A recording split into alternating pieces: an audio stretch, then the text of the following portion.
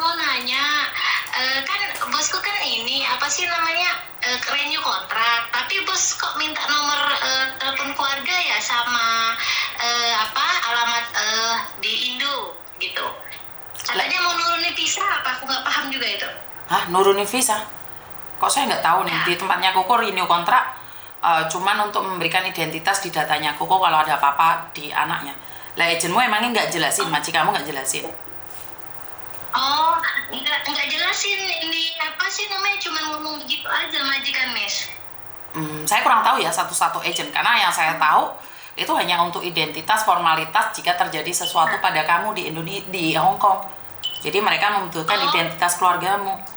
Itu dia kan bos kan ngecek saya kan semalam, terus minta aku transit karena nggak bisa bahasa Inggris kan.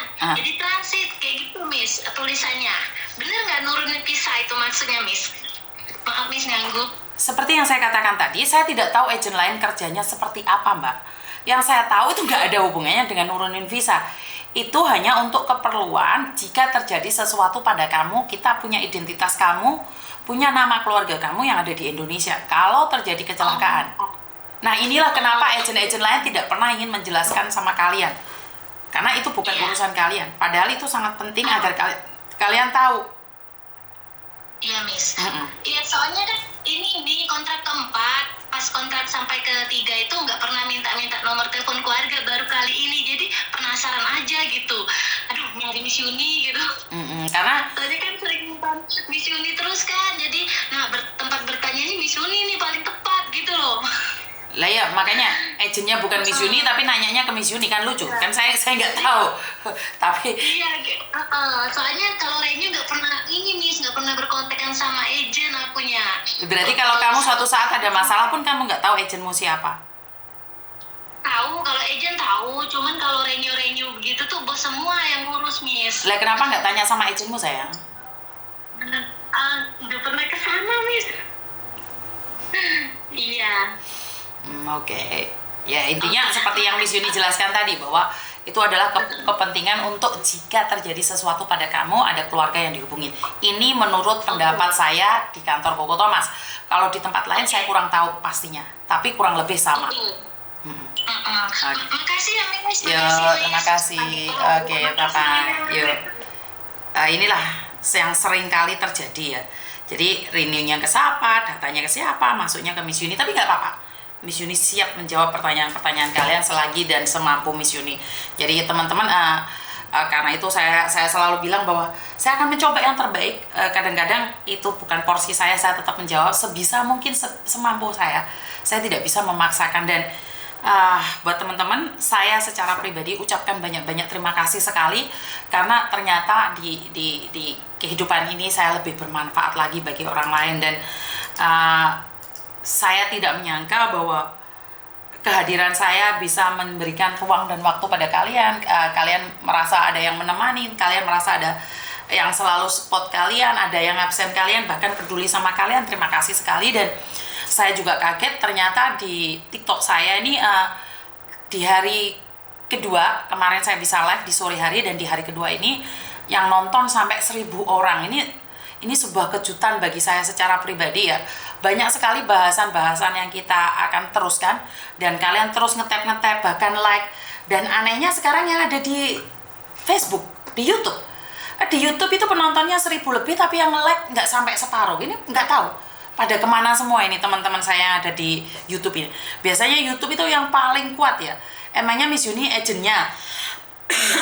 Jadi ayo yang ada di TikTok dan di YouTube serta di Facebook, kita harus sama-sama gencar memberikan perlawanan pada sindikat. Jadi tanpa interaksi kalian, Miss Yuni itu bukan siapa-siapa. Tanpa kekuatan kalian, Miss Yuni itu tidak bisa menembus ruang dan waktu, bahkan kita akan tetap disepelekan. Maka dari itu kita harus bergabung satu sama lain, jangan menjatuhkan satu sama lain. Baik yang ada di YouTube, TikTok, Facebook, kalian nge-share, dan itulah harapan penuh saya. Padahal saya mau nutup, ini ada yang telepon lagi. Ada yang telepon lagi, makanya gimana ini? Halo, Assalamualaikum. Halo.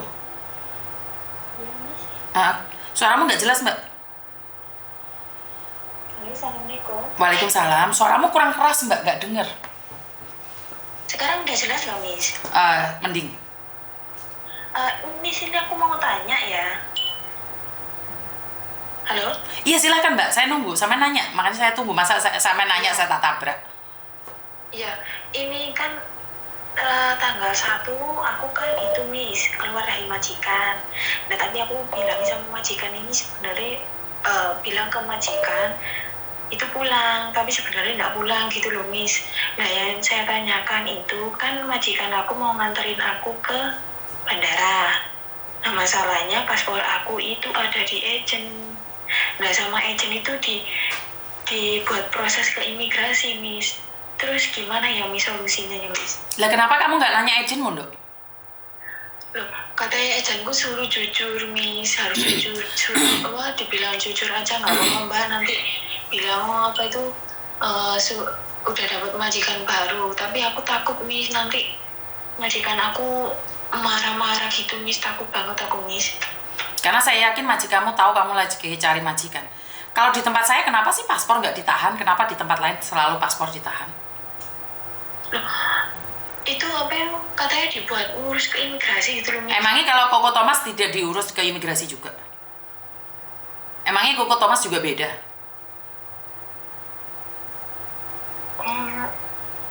Aduh kurang paham aku Miss ya. Makanya Miss Yuni kasih tahu. Di tempatnya Koko Thomas anak-anak nggak pernah tuh ditahan paspornya. Makanya kenapa Miss Yuni bilang tanya sama agenmu? Kan kamu proses sama agent lain Dok. Kan saya tidak tahu datamu seperti apa dan bagaimana. Kalau di tempat Miss Yuni nggak apa-apa, majikan nganterin paspornya tak kasih kan, masuk imigrasi keluar lagi selesai urusannya. Tapi kan agent lain tidak sama dengan saya, dengan ketentuan saya.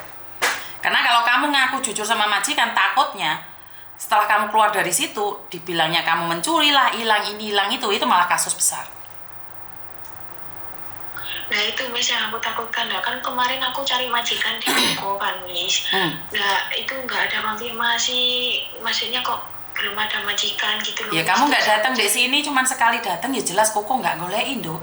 Kan Koko nggak ingat saya satu-satu. 2 kali datang Miss. Kan nggak ingat satu persatu. Iya. Halo? Koko pernah WhatsApp katanya udah dapat majikan belum kok, aku bilang gitu terus nggak dibalas sama Koko. Terus ya udah aku maksudnya takut kan itu kan mendesak banget kan Miss, itu kurang 2 bulan itu. Terus aku 2 bulan itu mendesak Dok. 2 bulan itu tidak mendesak loh. Seminggu itu loh mendesak, 3 hari itu mendesak, 2 bulan itu mendesak itu. Soalnya aku jarang libur Miss. Ya udah kita nggak usah bahas itu.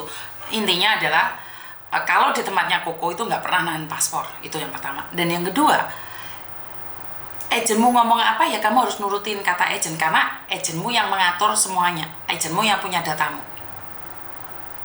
Tapi jika kamu ikut apa yang dikatakan agen, konsekuensinya ada di kamu. Seperti mbaknya yang kemarin sudah kerja di majikan lain aja masih bisa dipanggilkan polisi. Nah ya itu aku takut banget kayak gitu loh Miss.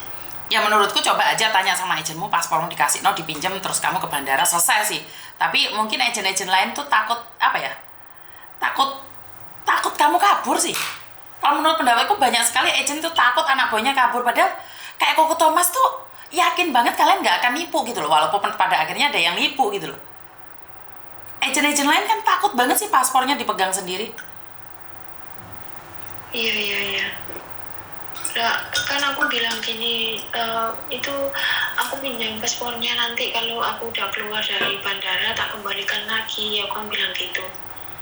Tapi sampai sekarang belum dibalas loh Miss. Maka dari itu saya kurang tahu kenapa mereka takut banget data kalian pegang. Nggak ada solusi lagi ya Miss ya. Dok, datamu nggak tak pegang, saya nggak bisa dong ngasih solusi. Karena konsekuensinya ada di kamu, Dok. Benar nggak? Benar, Miss. Lebih baik datang ke agent, minta paspormu dulu aja. Itu menurut pendapat saya ya. Iya.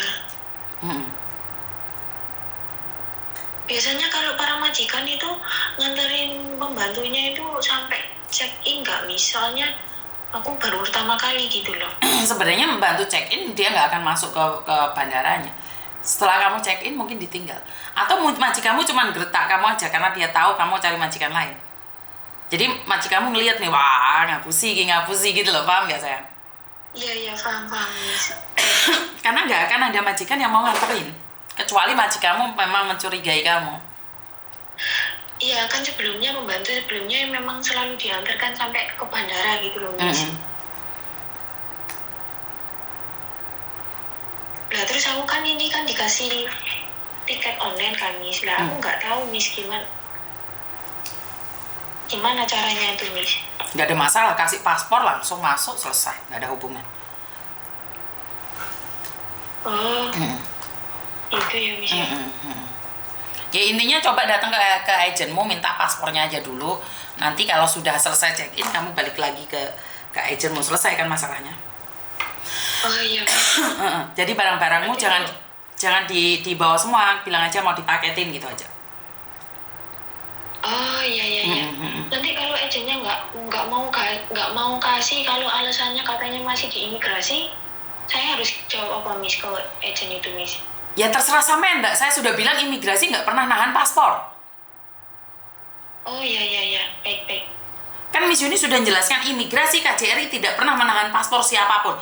Inilah pembodohan dari agen-agen dari zaman dahulu kala sampai hari ini. Selalu mengatakan imigrasi lagi menahan paspor, KJRI menahan paspor. Dari zaman dahulu kala, KJRI imigrasi tidak pernah menahan paspor para pekerja migran. Jelas? Ya, jelas, Miss. Oke. Ini pembodohan. Ya.